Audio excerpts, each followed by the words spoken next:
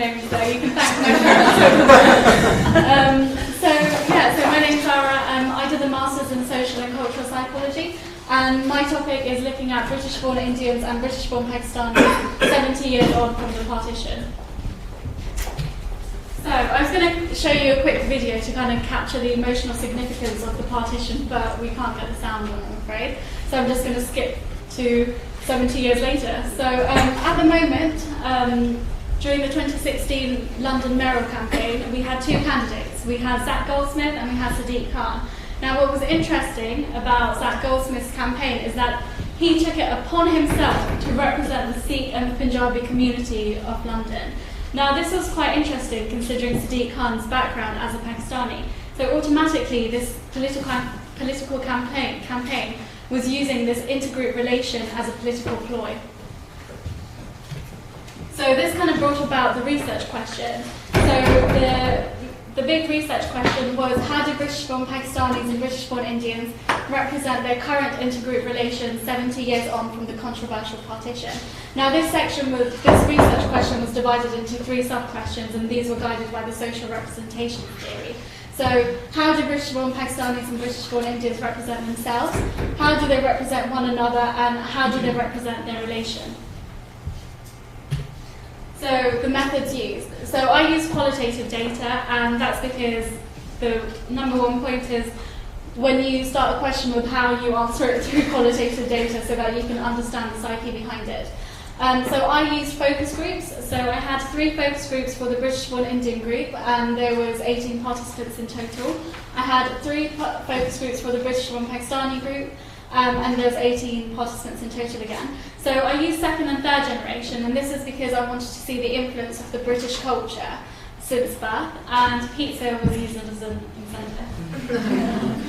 So here are some of the findings. So I've dissected the South, other, and relation. So as you can see, you have the South. And the way British-born Pakistanis and British-born Indians represented themselves, they represented themselves as unsettled products of home and society. So at home, they said that they could practice their heritage culture. Now outside is where the British culture kind of resided. And what was quite interesting was that how they always saw themselves as foreign. They didn't fit in England, nor did they fit in Pakistan or India. So another point which was quite relevant was how both groups saw themselves as battling discrimination, but this was now manifested differently for the British-born Pakistani group and the British-born Indian group. So within the British-born Pakistani group, they represented themselves as having this culture clash between the Pakistani culture and the British culture. They also spoke about the biased media, so links to terrorism, and also racial slurs, which was quite disheartening. So the word Paki would come up very frequently when they discussed themselves. Now the way British-born Indians represented themselves was a little different to that. So the way they represented battling discrimination was through spillover discrimination.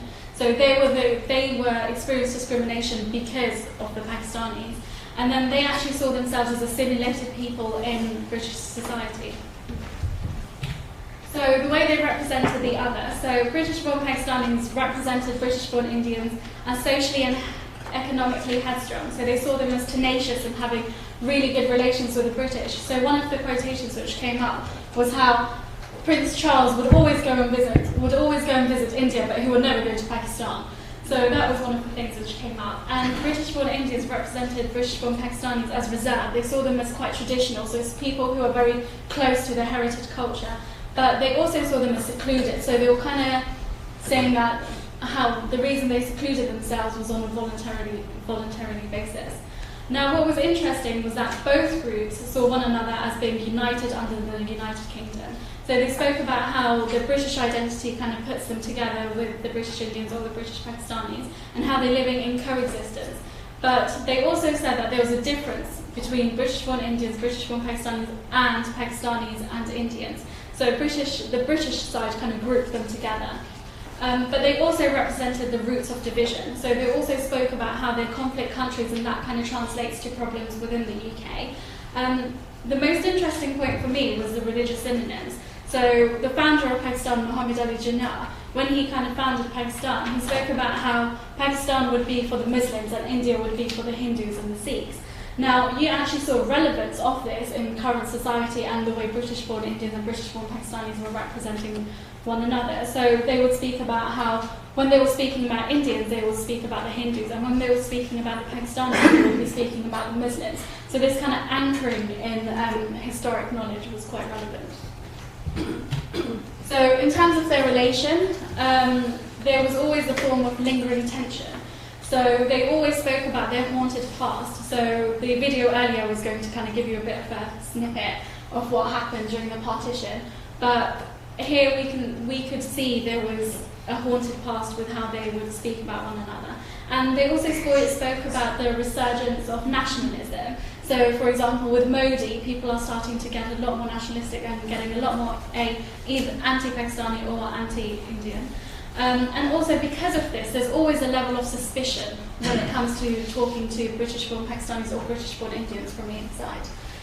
The final theme was limited closeness. So this is a bit of a paradox. So they saw themselves as close to one another because of their British identity, but then they also said that this was close. So they saw themselves as close because they were immigrants who had come to England. But then when they were talking about kinship, it was, yes, I can be friends with an Indian or I can be friends with Pakistani. But then when it comes to marriage, that's a definite no. So here you can see this essence of limited closeness. So just some concluding comments. We saw a lot of anchoring in common knowledge and history in what people actually say. And we see that identity shifts depending on what identity is salient. So if my British identity is salient, then I categorise Indians and Pakistanis in the same, British-born Pakistanis and British-born Indians in the same category. But if my Indian identity is salient or my Pakistani identity is salient, then I see them as separate identities. So yeah, future research could concentrate on collective memory. So seeing as it's been 70 years since the partition, a lot of the population who lived through there may not be available, say, in another 20 years' time. So I think that would be a really good avenue to start. And that's it. Thank you so much.